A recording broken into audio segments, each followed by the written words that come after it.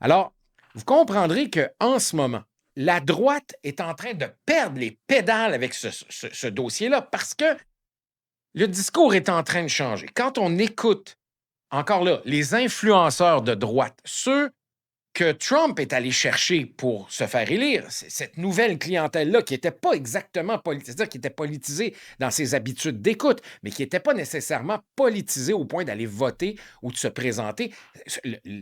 Dans le fond, le grand succès de Trump, c'est d'avoir mobilisé ces gens-là. Enfin, ils trouvaient dans Trump un héros qui allait leur donner la transparence qu'ils réclament depuis si longtemps. Bien, là, le récit est en train de changer. Euh, Trump et ses proches commencent à se faire pointer du doigt par cette même gang-là qui voyait en Donald Trump et sa gang de lutins des sauveurs, des gens qui allaient leur donner ce qu'ils attendent depuis si longtemps, la vérité dans le dossier de Jeffrey Epstein. Et là, on commence à entendre des voix assez importantes, commencer à penser qu'il y a un cover-up. Comment dire, on camoufle la vérité, que l'État profond, là, le deep state, là, l'État profond est peut-être rendu à l'intérieur de la Maison-Blanche et dans le fond, probablement que Trump a été corrompu par l'État profond. Là. C'est ce qu'on commence à entendre comme rumeur. Là. Et là, on tente de pointer du doigt pas seulement Trump, mais également Pam Bondi, selon ces rumeurs-là, puis selon le commentaire qu'on a entendu, elle camouflerait le fait qu'il y aurait un fichier, alors que le département de la justice a émis un mémo la semaine dernière pour dire qu'il n'y avait pas de fichier, qu'il n'y avait pas de liste de clients, qu'il n'y avait rien dans le fond dans ce dossier-là, d'oublier ça complètement. Et ça, les conspirationnistes, les grands fans de Trump, refusent catégoriquement d'accepter cette explication-là. Moi, je suis un peu à cheval entre les deux là-dessus. Je suis un peu entre deux chaises. Est-ce qu'il y a vraiment une liste de clients? Je pense qu'il faut être naïf pour penser que ça existe. Est-ce qu'il y a des documents qui ont été saisis chez Jeffrey Epstein qui mériteraient d'être publiés? Moi, je crois que ça existe. Je crois qu'il existe ces documents-là et qu'il y a un effort qui est fait par les plus hauts échelons de la Maison-Blanche et je n'exclus absolument pas Trump de ça parce que je crois qu'on veut tenter de protéger Donald Trump parce qu'on sait très bien qu'il va être mentionné à plusieurs occasions dans quelques formes de documents qui existent dans l'affaire Epstein. Epstein lui-même disait à qui voulait bien l'entendre que Donald Trump était son meilleur ami.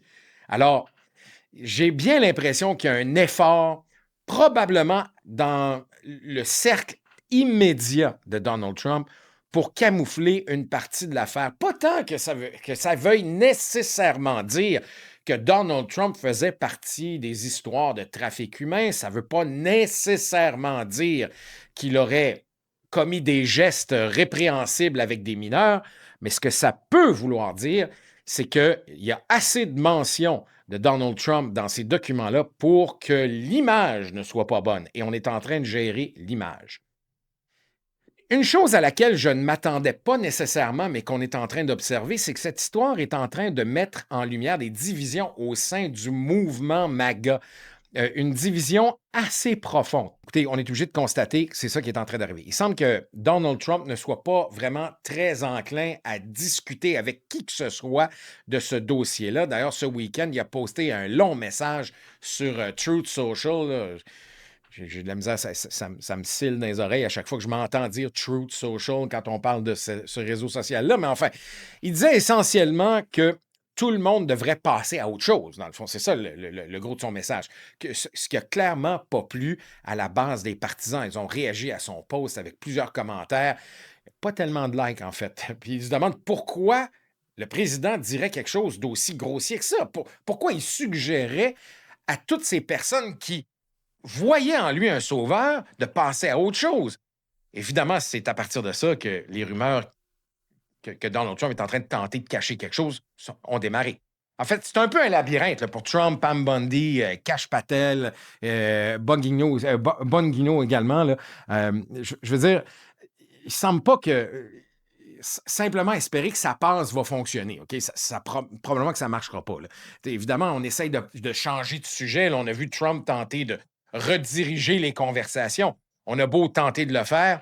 Moi, je demeure convaincu à l'heure actuelle que la base MAGA a le feu au derrière. Et d'ailleurs, ça a pris une forme un peu étrange parce que, bon, écoutez, s'il y a une chose qui est claire parmi les blogueurs, c'est que, notamment, on a vraiment mordu à l'hameçon quand venait le temps de parler de Jeffrey Epstein. Puis là, en ce moment, on est en train de leur dire qu'il n'y avait pas de verre sur cet hameçon-là.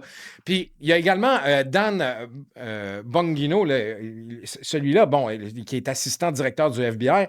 N'oubliez pas ce que je vous ai dit au départ. Là, lui, c'était un blogueur à l'avant. Et il a fait sa fortune, lui, entre autres, en étant sur le cas de Jeffrey Epstein. Il était là-dessus, là, jour et nuit. Là. Il a fait son argent avec ça. Et là, ça a pris une tournure un peu extraordinaire parce qu'en fin de semaine dernière, il y aurait eu une chicane avec Pam Bondi, la procureure générale des États-Unis, écoutez, à propos de ce dossier-là, en disant que c'était un scandale de ne pas publier tout ce qu'il y avait à publier.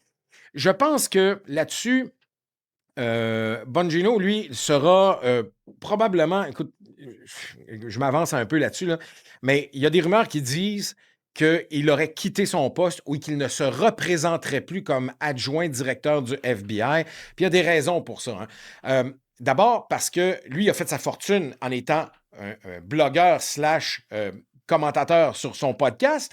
Il a fait énormément d'argent là-dessus, mais il y a aussi et surtout une autre réalité qui est importante de réaliser, c'est qu'il n'y a pas beaucoup d'output médiatique. Il n'y a pas il ne deviendra pas une star pour avoir été l'assistant directeur du FBI. C'est pas vrai pour le directeur du FBI. Kash Patel, lui, va sûrement être capable de monnayer ça, mais très difficile de monnayer le poste d'assistant directeur du FBI. Alors, si tu as un podcast qui fonctionne, que tu fais des centaines, voire des millions de dollars par année sur ton podcast, à dire que toi, si tu étais au pouvoir, tu dirais tout ce qu'il y a à dire sur Jeffrey Epstein, et que là, pendant que tu es au pouvoir, tes collègues envoient un message à l'ensemble de la population qu'il n'y a rien qui va être dit sur Epstein, ben, qu'est-ce que tu fais? Ben, tu veux tout certainement pas perdre ton auditoire qui t'a mis riche. Fait que tu claques la porte comme s'il faisait partie d'une troupe de théâtre d'été, puis tu t'en vas, parce que tu veux récupérer, évidemment, ce qui t'a rendu riche. Alors, il est en train de se produire un schisme, une division, un gouffre qui, à mon avis, est extrêmement dangereux pour Donald Trump et pour le mouvement MAGA dans son ensemble. Tu sais, Bongino, lui, il n'est qu'un seul des maillons de toute cette histoire-là, mais il est un maillon que je trouve représentatif. Et s'il faut que la base se retire ou qu'elle retire son soutien à ceux qui refusent de publier ce qu'il y a dans les fichiers Epstein, ça pourrait avoir un impact fort négatif dans les élections de mi-mandat en 2026. Et si les démocrates peuvent s'enlever les doigts dans le nez et faire un peu de millage là-dessus, peut-être leur redonner la Maison-Blanche en 2028. Merci d'avoir été là. Excusez-moi si j'ai pris une petite pause durant l'été. Je n'ai pas eu le choix. Professionnellement, j'étais submergé. Il faut remercier Max Dorval, François Petitgrou pour leur assistance sans laquelle je ne serais pas capable de produire ce qui vous est présenté aujourd'hui. Et si ça vous tente d'être fin, je l'aimerais beaucoup que vous cliquiez sur like, que vous vous abonniez. Ça nous aide à nous faire reconnaître par les algorithmes. Entre-temps, excellentes vacances pour ceux qui sont en vacances, ceux qui travaillent encore, lâchez pas. L'été on est au milieu de l'été et profitez-en amplement. C'est le temps des barbecues, des piscines, mais c'est aussi le temps d'écouter 3-4 podcasts de même, dont le mien. Bye!